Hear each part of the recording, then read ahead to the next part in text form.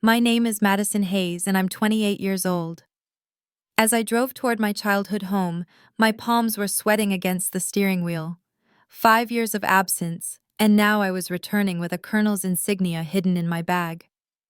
My family had always dismissed my military career as nothing. Little did they know that tomorrow at my father's company event, everything would change. I parked in the driveway, took a deep breath, and stepped out. Before I continue this story, I'd love to know where you're watching from. Drop your location in the comments below and hit that like and subscribe button. Trust me, if you have ever been underestimated by family, this story will show you exactly how sweet vindication can taste. The moment I walked through the front door of my childhood home, I was struck by how nothing had changed. The same faded family photos lined the hallway, the same worn furniture occupied the living room, and the same judgment hung in the air. My small-town Montana upbringing was preserved like a time capsule, right down to the outdated curtains my mother Sarah had always refused to replace. "Maddie, you made it," my mother called from the kitchen, not bothering to come greet me. Her voice carried the same subtle disappointment it always had when addressing me instead of my brother Ethan. I set my bag down and wandered through the house, trailing my fingers along familiar surfaces. My father, Robert, had worked at Apex Defense Solutions for over 30 years, climbing from engineer to senior executive through dedication and networking. Our family revolved around his career success and the shadow it cast for my brother to follow. "Your brother will be here soon," my mother informed me as I entered the kitchen. "He just got promoted again. Senior project manager now." The pride in her voice was unmistakable, the kind she never used when discussing my career. "That's great," I replied, the words feeling mechanical after years of practice. "I'll have to congratulate him." My mother continued preparing dinner, chattering about Ethan and his wife Chloe, their new house, and all the corporate accomplishments that made them the golden children of our family. Not once did she ask about my life or career. I excused myself and headed upstairs to my old bedroom. Like everything else, it remained frozen in time. Cheerleading trophies from high school academic awards and college acceptance letters still decorated the walls and shelves. My parents had preserved everything from before I made my disappointing choice to join ROTC instead of pursuing a business degree. What they didn't display were any acknowledgments of my military career, no photos of my commissioning ceremony, no shadow boxes of achieved ranks, no newspaper clippings about deployments or promotions. In their minds, I had wasted my potential the moment I chose service over corporate success. I sat on my childhood bed, running my hand over the familiar quilt, remembering the night I told them about my ROTC scholarship. My father had stared at me with such disappointment that I almost changed my mind. "The military is for people without options, Maddie," he had said. "You're smarter than that." Even then, they had been grooming Ethan to follow in my father's footsteps at Apex. My brother had eagerly embraced the plan, thriving on the favoritism and using every opportunity to remind me how much more successful he would be. I opened my suitcase and carefully removed the garment bag containing my dress uniform. Tomorrow, Apex Defense Solutions would be hosting their annual leadership conference, and my father had mentioned that the CEO, Sharon Murphy, would be visiting their branch. What my family didn't know was that I was now the military liaison for the $1.2 billion defense contract between the Army and Apex, a position I had earned through years of dedicated service and expertise. My finger traced over the Silver Eagle insignia of my colonel rank, achieved faster than almost anyone in my division's history. At 28, I was one of the youngest colonels in the modern Army, specializing in cybersecurity defense systems, the very technology Apex was contracted to develop. I carefully hung up my uniform in the closet, making sure it was hidden behind some old clothes. For tonight, I would endure one more family dinner of dismissal and condescension. Tomorrow would be different. The doorbell rang, announcing Ethan's arrival. I took a deep breath, squared my shoulders like I was heading into battle, and went downstairs to face my family. The dining room felt smaller than I remembered, constricted by the oversized personalities gathered around the table. My brother Ethan had arrived with his wife Chloe, both dressed in expensive business casual attire that screamed corporate success. My cousin Jessica had also been invited, which was no surprise. She worked as a finance director at a prestigious bank and was often held up as another example of what I should have aspired to be. Maddie, you remember Jessica, my mother said, as if we hadn't grown up together. She just closed a multi-million-dollar deal for her bank. Hi, Jessica, I said, giving her a genuine smile. Unlike my immediate family, Jessica had always been kind to me, even if she didn't understand my choices. It's good to see you, Mads, she replied, giving me a quick hug. Been way too long. The initial conversation remained pleasant as we served ourselves from the dishes my mother had prepared. My father Robert sat at the head of the table, occasionally checking his phone for work emails, despite my mother's disapproving glances. So, Dad, Ethan began, predictably steering the conversation toward himself. I wanted to tell you about the new project I'm heading up. Sharon personally selected me to lead the team. My father beamed with pride. That's my boy. Sharon Murphy doesn't hand out responsibilities lightly. You must have really impressed her. Well, Ethan continued, shooting me a glance to make sure I was paying attention. It's the same project you've been working on for years. Shannon says my fresh perspective might help move things along faster. I bit my tongue, knowing that the project was actually the Army contract I was now overseeing. If only they knew how much authority I actually had over the success or failure of Ethan's new position. My mother Sarah immediately jumped in, eager to showcase Ethan's achievement. Tell them about the staff you're managing now, dear. Ethan puffed up. 12 direct reports, including 2 senior engineers who have been with the company for over 20 years. They weren't too happy about reporting to someone younger, but they got over it when they saw my results. That's wonderful, my mother cooed, then turned to me with a thin smile. Maddie, how is your job going? Are you still at the same rank? The dismissive way she said job rather than career was not lost on me. Things are going well, I replied, simply not willing to reveal my promotion yet. Still a captain or whatever, my father asked vaguely, not even knowing the correct progression of military ranks. Something like that, I answered, taking a bite of mashed potatoes to avoid elaborating. You know, my mother interjected, Jessica just bought a beautiful new condo downtown, 3 bedrooms with a gorgeous view of the mountains. Jessica looked uncomfortable at being used as a comparison point again. It's really not that impressive, she said graciously. Just good timing in the market. Still, my mother continued, it's nice to see young people establishing themselves properly, building equity instead of moving around every few years. The dig at my military lifestyle was clear. I had lived in 4 different states and 2 countries in the last 8 years, something my mother considered unsettled and immature. Speaking of tomorrow, my father said, thankfully changing the subject. The CEO is coming to review our branch. It's a big deal. Sharon Murphy doesn't visit regional offices often. I have my presentation ready, Ethan boasted. Sharon already emailed me personally to say she's looking forward to my innovation proposal. Is there anything special planned for the visit? I asked innocently. My father nodded. Full staff meeting, project reviews, and a special announcement about the military contract. Some colonel is supposed to come as the Pentagon liaison, but I doubt they'll send someone that high-ranking. Probably just some major who will be impressed by our operation. I suppressed a smile. That sounds interesting. Not really, Ethan scoffed. Military types never understand the business side of things. They just follow orders and check boxes. Ethan, Jessica said with a frown, that's not fair. But my brother was on a roll now. Come on, we all know the truth. The military is a fallback career.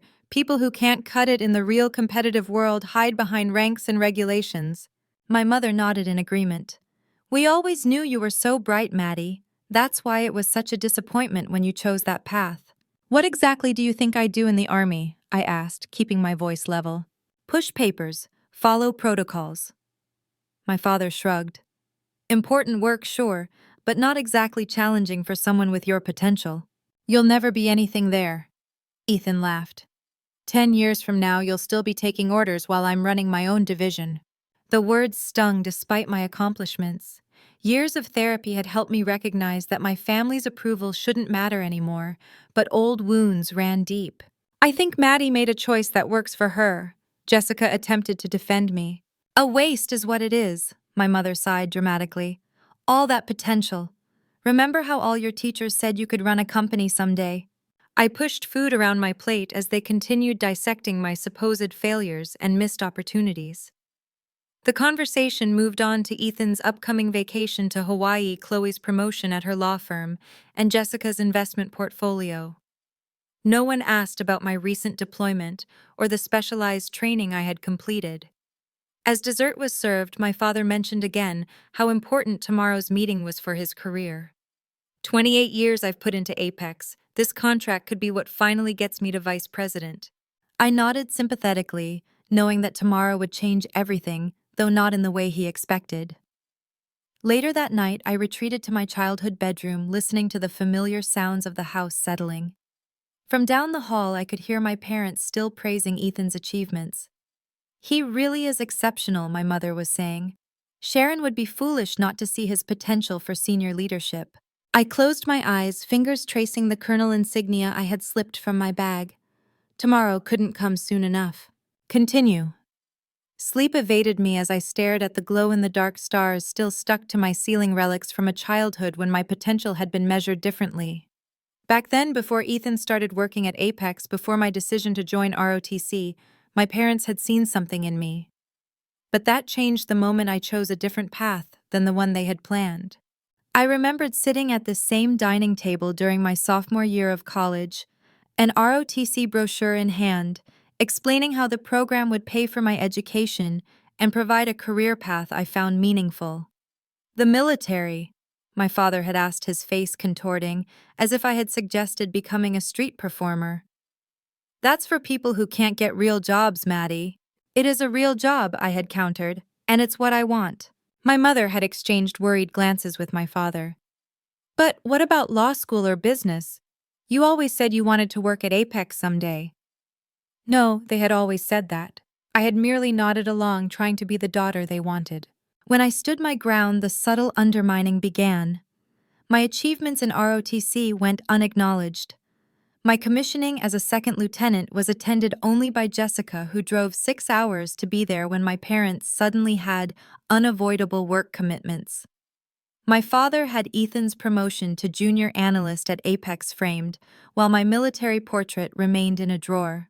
Yet despite their dismissal, my career flourished. My aptitude for systems analysis and cybersecurity had been recognized early. By 23, I had been promoted to captain and assigned to a specialized unit developing defensive protocols against emerging cyber threats. By 26, I had reached major after leading a task force that identified and neutralized a sophisticated attack on military infrastructure, saving countless classified documents and potentially lives. General Miller had been my first true mentor, seeing potential in me that my family refused to acknowledge. "Hayes," she had said, after a particularly grueling training exercise, "you think differently than the others. That's going to take you places." Under her guidance, I learned to trust my instincts and leverage my unique perspective. When a routine security audit revealed patterns others missed, General Miller encouraged me to pursue it further. The investigation ultimately uncovered a coordinated attempt to breach multiple defense systems. The operation I subsequently led earned me an early promotion to lieutenant colonel and put me on the Pentagon's radar. General Miller, by then a brigadier general, had personally recommended me for the Apex liaison position. "They're developing next-generation security protocols," she had explained.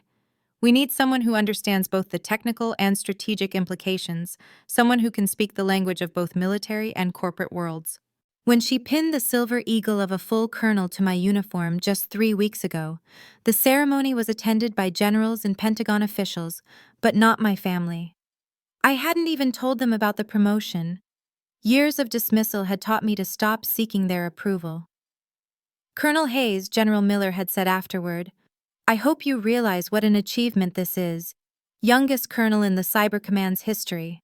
I did realize it, but tomorrow would be the first time my family would understand what I had truly accomplished. The Apex contract was massive, $1.2 billion for developing advanced cybersecurity systems for military applications. As liaison, I had final approval on all major decisions, technical specifications, and budget allocations. In the most literal sense, I would be overseeing my father's and brother's work. The irony was almost too perfect. For years, they had belittled my career choice, and now I held significant influence over the project that could determine their professional futures. I got out of bed and removed my uniform from the garment bag. The midnight blue fabric was immaculate, brass buttons gleaming even in the dim light of my childhood bedroom. I ran my fingers over the rows of ribbons and medals, each representing missions, achievements, and sacrifices my family knew nothing about. The silver eagle insignia caught the light as I turned the uniform jacket in my hands. I remember my father once saying, "Ranks don't mean anything in the real world, Maddie. Out here, it's about what you can do, not what title they give you." He would learn tomorrow that in my world, this rank was earned through proving exactly what I could do repeatedly, under pressure, and against overwhelming odds. I meticulously inspected every detail of my uniform, checking for loose threads or spots that needed attention. The ritual calmed me, the familiar routine grounding me against the emotional turbulence of being home. By the time dawn broke, I had moved past the hurt of yesterday's dinner. The uniform hung ready. My hair was precisely pinned according to regulation, and my resolve was firm. Today, Colonel Madison Hayes would report for duty, not the disappointing daughter they thought they knew. I dressed with practiced efficiency, each button and pin placed with precision. The person in the mirror reflected confidence, authority, and purpose. No trace remained of the insecure girl who had once desperately sought her parents' approval. As I pinned the colonel insignia to my collar, I reminded myself that this moment was not about revenge. It was about finally allowing my family to see me as I truly was, for better or worse. If they couldn't accept my success on my terms, that would be their loss, not mine. I checked my watch, a gift from General Miller. It was time. The company event would begin in an hour, and I needed to arrive early to coordinate with the security team. Downstairs, I heard my parents and Ethan preparing to leave separately. They had no idea I would be joining them, much less in what capacity. I waited until I heard their cars pull away before heading downstairs and out to my own vehicle. The drive to Apex Defense Solutions took less than 15 minutes. I used the time to center myself, reviewing key points about the contract I would be discussing today. This was not just about showing my family who I had become, it was about ensuring a critical national security project received the oversight it required. As I pulled into the reserved parking spot marked Military Liaison, I straightened my uniform one last time. The weight of responsibility settled comfortably on my shoulders, far more natural than the weight of family expectations ever had. It was time to step into the role I had earned regardless of who might be watching. The Apex Defense Solutions headquarters loomed before me, a gleaming monument to corporate success and military-industrial partnership. The glass and steel structure housed some of the most advanced technology development in the country, including the cybersecurity systems I was now responsible for overseeing. Security at the entrance was tight as expected for a facility with multiple classified projects. I approached the guard station, where two security officers straightened immediately upon noticing my uniform and rank. "Good morning, Colonel," the first guard said, instantly recognizing the silver eagle on my shoulder. "May I see your identification, please?" I presented my military ID and project authorization. "Colonel Madison Hayes, Pentagon Liaison for Project Aegis." The guard's eyes widened slightly as he processed my clearance. "Yes, ma'am. You're expected in the main conference room. Would you like an escort?" "That won't be necessary. I know the way." In truth, I had studied the building layout extensively before arriving. As I walked through the security checkpoint, I could feel the atmosphere shift. Military officers of my rank rarely visited regional offices, and certainly not ones as young as me. Employees stopped mid-conversation as I passed, some nodding respectfully, others clearly curious about my presence. The elevator carried me to the executive floor where the day's meetings would take place. As the doors opened, I came face to face with my brother Ethan, who was reviewing notes on a tablet.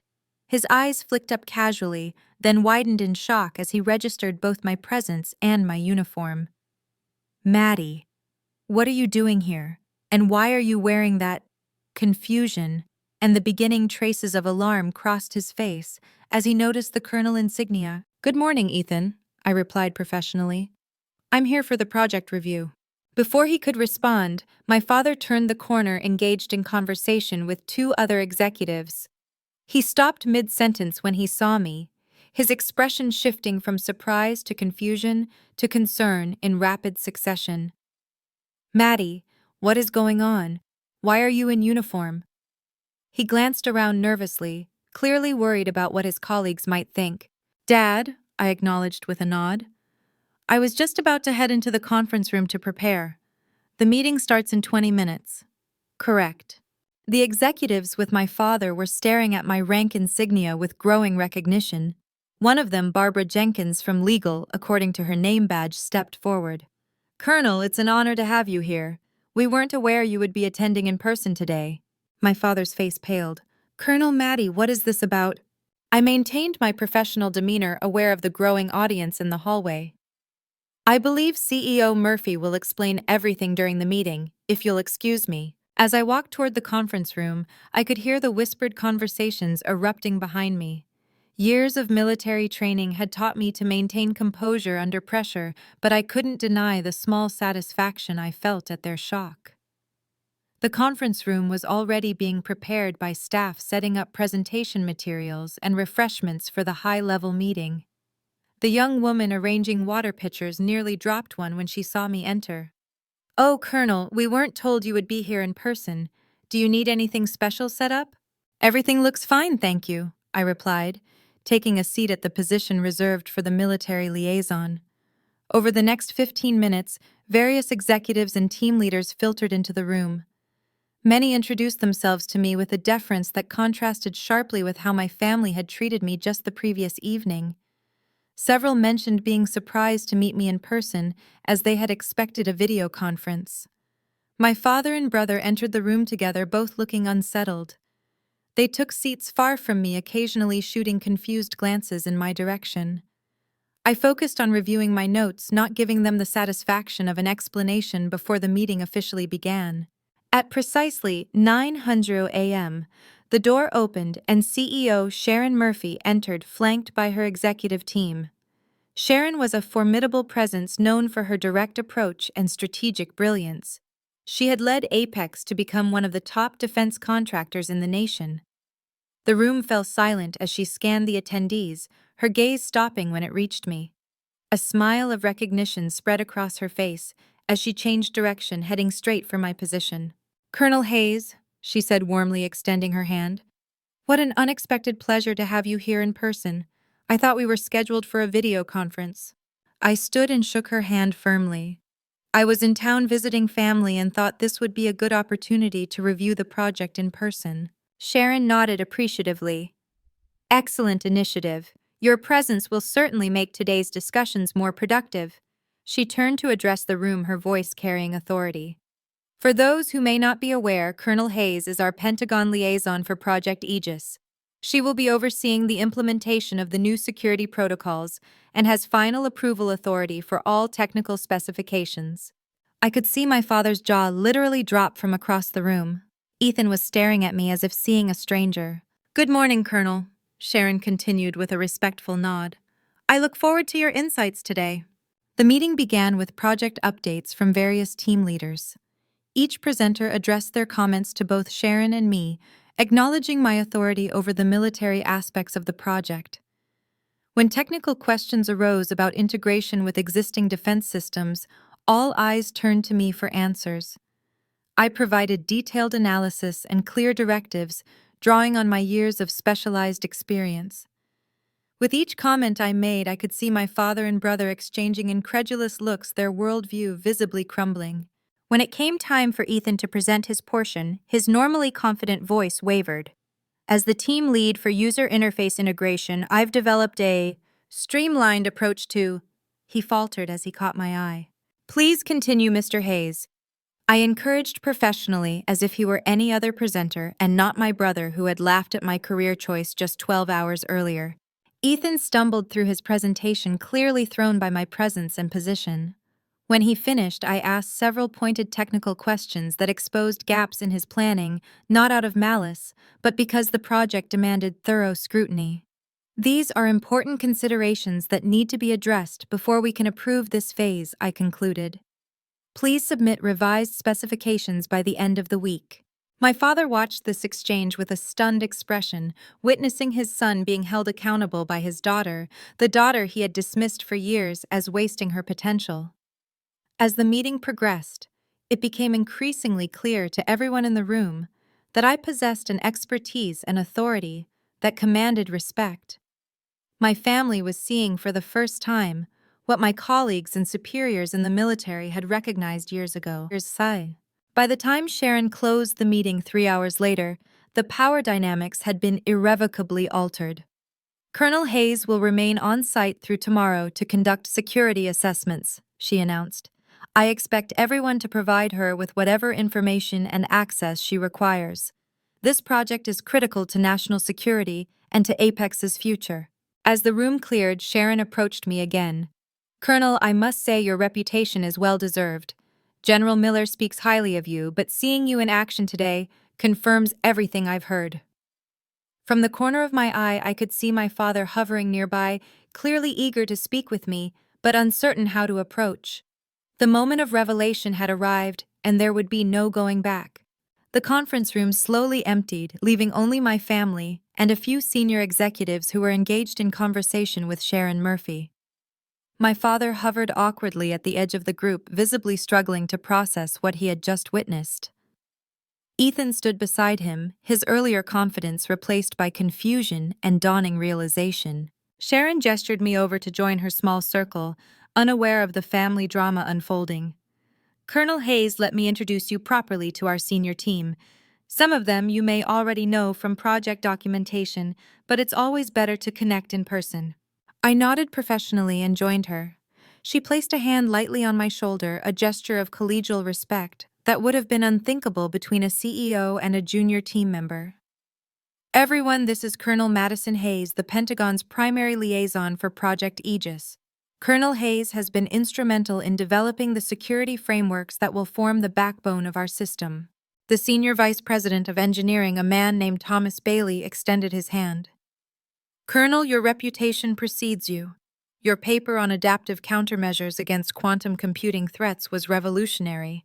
We've implemented several of your recommendations already. Thank you, Mr. Bailey. I appreciate the practical application of theoretical work. I replied, acutely aware of my father and brother watching this exchange with disbelief. Sharon continued the introductions until she reached my father. And of course, you must know Robert Hayes, our Director of Regional Operations. Robert has been with Apex for nearly 3 decades.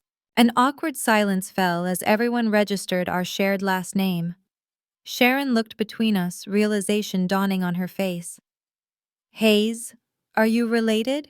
Before I could answer diplomatically, my father stepped forward. She's my daughter.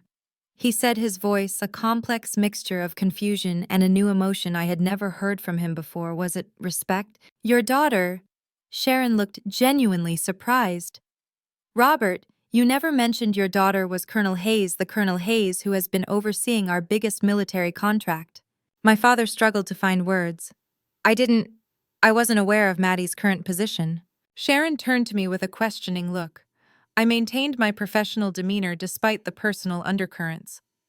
My family and I haven't had much opportunity to discuss my career progression, I explained simply. Ethan, unable to contain himself any longer, stepped forward. You can't be serious. You're the colonel everyone has been talking about, the one with final approval on the entire project. Yes, I confirmed. I've been overseeing Project Aegis for the past 6 months since my promotion to full colonel. 6 months. My father repeated, his voice hollow. You've been a colonel for 6 months and never told us. Sharon looked increasingly uncomfortable as she realized she had stumbled into family tension. Well, this is certainly unexpected.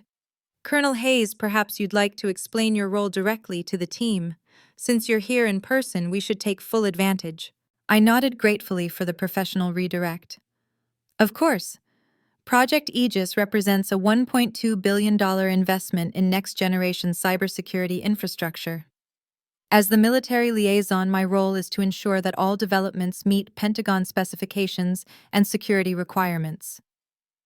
I moved to the front of the room and activated the presentation screen displaying the project overview. As I spoke, I could see the expressions on the executives' faces shift from curiosity to genuine respect. My detailed knowledge of both the technical aspects and strategic implications demonstrated exactly why I held my position. All major design decisions, budget allocations, and implementation strategies require my approval before proceeding. I continued, the words landing heavily in the room. This includes staffing decisions for key positions. My brother paled at this last point, undoubtedly remembering his boast about leading a new team on the project. Sharon nodded approvingly as I finished my overview. As you can all see, we are fortunate to have Colonel Hayes guiding this project. Her expertise is unmatched and her authority in this matter is absolute. The executives nodded in agreement, several making notes. My father sat rigid in his chair, his expression unreadable. In fact, Sharon continued, Colonel Hayes will be conducting performance evaluations of all team leads over the next 2 days to assess our progress and resource allocation. Ethan's face went from pale to ashen. Just last night he had laughed about my career amounting to nothing, and now I would be evaluating his performance. As the meeting concluded, Sharon pulled me aside. Colonel, I had no idea Robert was your father. This must be quite a proud moment for your family. I offered a diplomatic smile. It's certainly a significant moment. Well, they should be extremely proud. Your work has been exceptional. I've told Robert many times how fortunate we are to have such a strong military partner on this project. My father overheard this exchange as he approached. His expression was now a mixture of confusion and what appeared to be dawning regret. Maddie, he began, struggling with how to address me in this context. We need to talk. Of course, I replied professionally. I have a brief meeting with the security team, then I can meet you in your office at 11:00 a.m. He nodded mutely, unused to taking scheduling directions from me.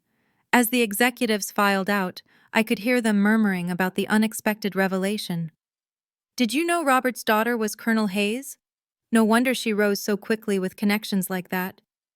Actually, I heard she refused any family connections. Did it all on merit.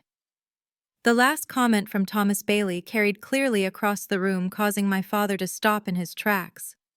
The implication was clear. I had achieved my position not because of my family connections, but despite their lack of support. The truth was finally coming to light, and with it the opportunity for long overdue understanding. At precisely 11:00 a.m., I knocked on the door of my father's office. Through the glass partition, I could see not just my father, but my mother and brother as well. Someone must have called my mother to come to the office after the morning's revelations. Enter, my father called, his voice lacking its usual authoritative tone. I stepped inside, still in full uniform, and closed the door behind me. My mother, Sarah, sat perched on the edge of a chair, her expression fluctuating between confusion and something that looked almost like fear. Ethan stood by the window, arms crossed defensively across his chest. Please sit down, my father offered, gesturing to the chair across from his desk. Thank you, but I prefer to stand, I replied, automatically adopting the at-ease position, hands clasped behind my back. An uncomfortable silence filled the room until my father finally spoke. Why didn't you tell us all this time? We thought— You thought what, Dad? I asked calmly. That I was wasting my potential, that I would never amount to anything in the military, that I was hiding from real competition. I quoted their various dismissals over the years without raising my voice. We didn't know, my mother interjected. How could we know if you never told us? I sent you invitations to every promotion ceremony, I replied. I called after each new assignment. I emailed articles when my work was declassified enough to be recognized publicly. But a colonel, my father said, still struggling with the concept. That's a very high rank. Yes, I confirmed. It is. Equivalent to a corporate vice president, approximately. This comparison landed exactly as I expected, causing both my father and brother to sit up straighter. And you have authority over our contract? Ethan asked, his tone accusatory. Is that why you came home now, to ambush us and embarrass me in front of Sharon? I came home because it's been 5 years and despite everything, you're my family, I replied evenly. The timing with the contract review was coincidental, though admittedly convenient. Convenient, my father repeated bitterly. You show up at my workplace in uniform without warning. Do you have any idea how this looks?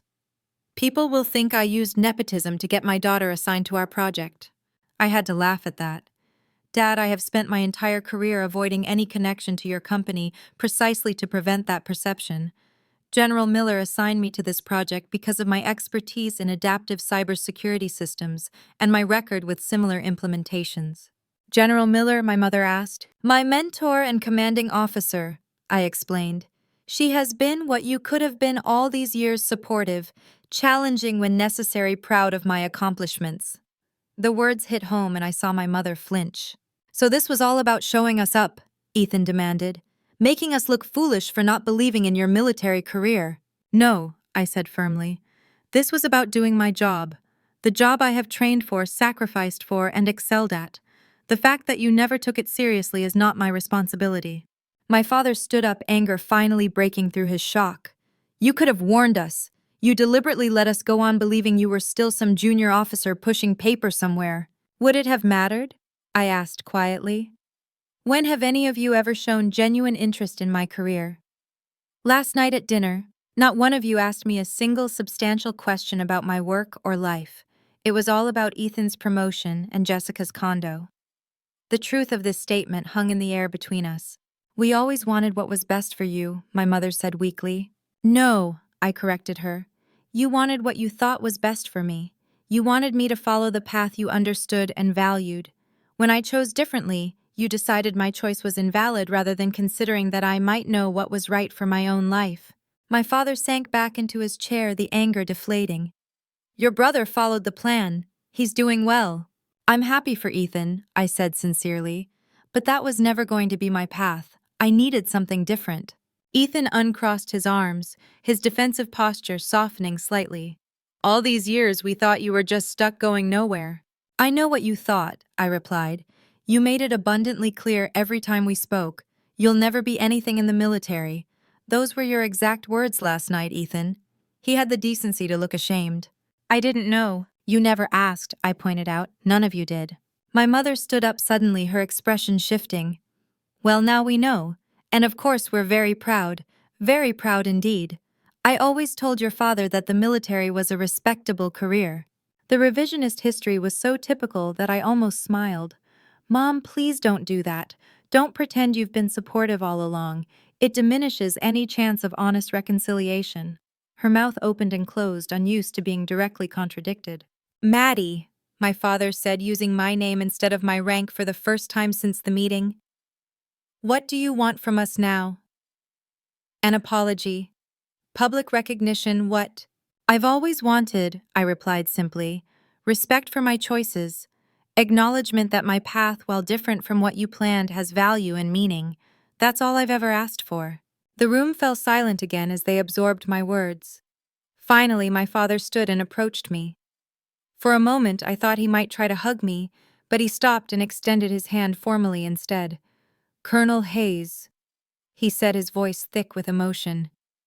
I owe you an apology, a significant one. I failed to recognize your achievements and dismissed your career out of ignorance and prejudice. I was wrong.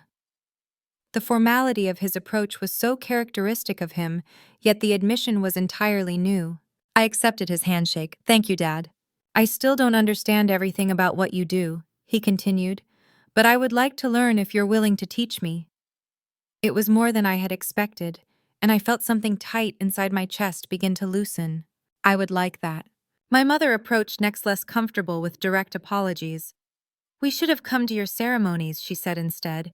I would have liked to see you recognized. It was as close to an apology as she could manage at the moment, and I accepted it with a nod. Ethan remained by the window, clearly struggling internally. Finally, he spoke. So, you outrank me, by a lot. This isn't a competition, Ethan, I said. It always has been, though, he replied with surprising insight. Mom and Dad set us up that way from the beginning. I just had the advantage of following the path they already approved of. It was the most honest thing my brother had said to me in years. We chose different paths. Both have value. He nodded slowly.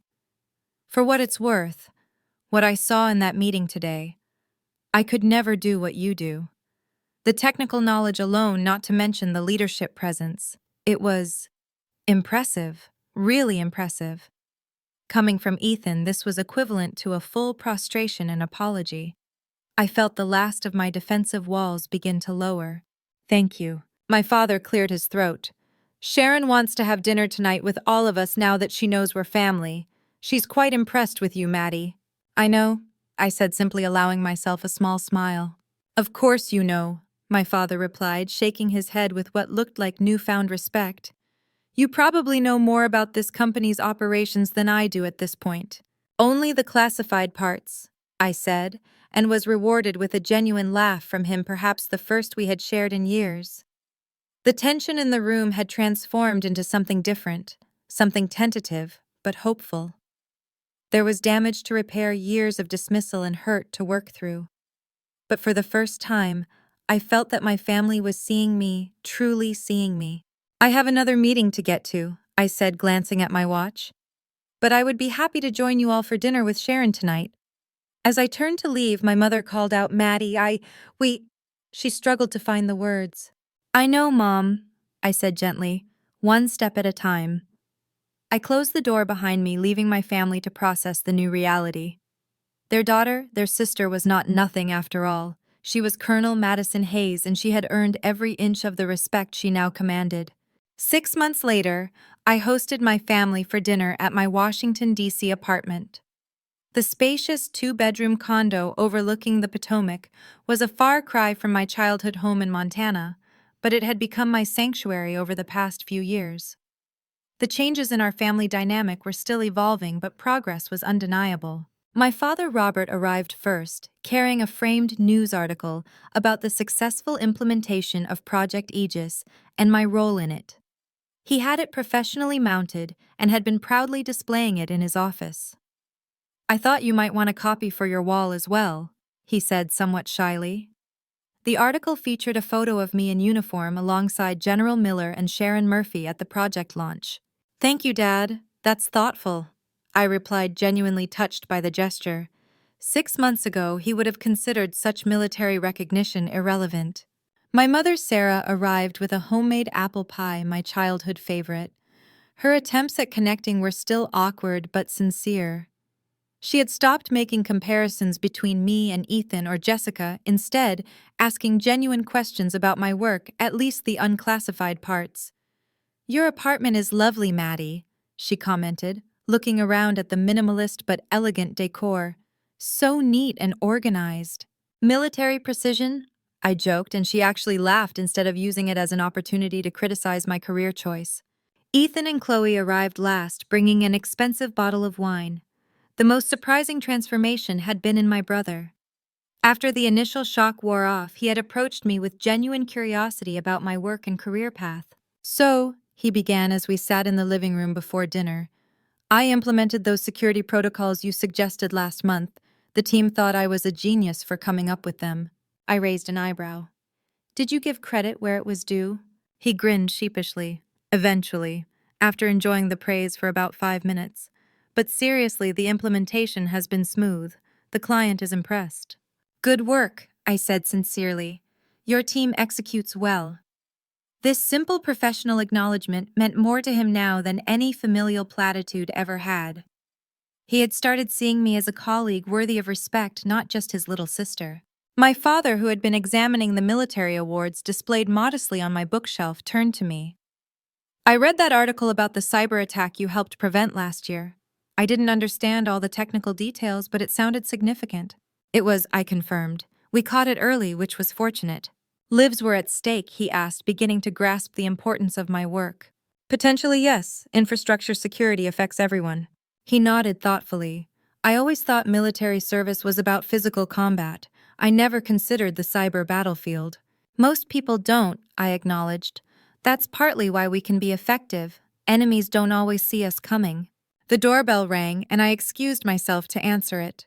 General Miller stood in the hallway, her uniform as impeccable as always, despite her off-duty status. Colonel Hayes, she greeted me with a warm smile. General. I returned the greeting. Thank you for joining us tonight. I had invited General Miller to dinner partly because she was in town for meetings, but also because I wanted my family to meet the woman who had believed in me when they had not. Everyone, I announced as we returned to the living room. This is Brigadier General Miller, my commanding officer and mentor. General Miller, this is my family. My father stood immediately, extending his hand with the respect he would show any high-ranking corporate executive. General Miller, it's an honor. I understand we have you to thank for recognizing Maddie's potential. General Miller shook his hand firmly. The potential was always there, Mr. Hayes. I simply provided the opportunities for it to flourish. My mother bustled forward. General, please make yourself comfortable. Dinner is almost ready. As we moved to the dining table, the conversation flowed more naturally than any family gathering I could remember. General Miller shared stories about military life that helped my parents understand the world I inhabited while carefully avoiding classified details. Maddie designed a simulation program that is now standard training for all cybersecurity personnel, she told them over the main course. Her approach reduced successful breach attempts in training scenarios by 63%. I watched my parents absorb this information, saw them truly hearing about my accomplishments perhaps for the first time. We didn't know, my mother said quietly. All these years we didn't know what you were really doing. You never asked, I replied, but without the bitterness that would have colored those words 6 months ago. But now you know, and that is what matters. After dinner, Ethan helped me clear the dishes, while our parents continued talking with General Miller. You know, he said quietly, I spent years thinking I was ahead of you in the game of life, getting promotions, climbing the corporate ladder, making connections. But you were playing an entirely different game at a much higher level. It was never a competition, Ethan, I reminded him. I know that now, he acknowledged, and I'm sorry for making it one. These moments of genuine connection would have seemed impossible during that painful family dinner 6 months ago. The healing was not complete, perhaps would never be fully complete, but it was real progress. Later, as we enjoyed coffee and my mother's apple pie, my father raised his glass in a toast. To Colonel Madison Hayes, he said, his voice carrying an unmistakable note of pride. Who proved that following your own path can lead to extraordinary places. We may have been slow to see it, but we couldn't be prouder now. I raised my glass along with the others, feeling a sense of peace I hadn't experienced in my childhood home for many years. The validation I had once desperately sought from my family no longer defined me, but their recognition was still healing. In the end, it was never about proving them wrong. It was about becoming who I was meant to be, whether they approved or not. That they had finally come to respect my choices was not the victory. The victory had been in making those choices for myself all along. A lesson for life. The most important lesson here is that your self-worth should never be tied to the approval of others, even those you love most. True validation comes from within, from knowing you are living a life that is authentic to you, pursuing your passions, and building a character you are proud of. When you define your own success, the recognition of others becomes a welcome bonus, not a desperate necessity. Trust your path even when others can't see the destination. So what about you? Have you ever had your achievements dismissed by people who should have supported you? How did you handle it? Share your experiences in the comments below. And if this story resonated with you, please hit that like button and subscribe to hear more stories of resilience and triumph. Remember to share with anyone who needs to be reminded that sometimes the best validation comes from proving yourself to yourself on your own terms. Thank you for listening, and remember, your path is valid, even when others fail to see its value.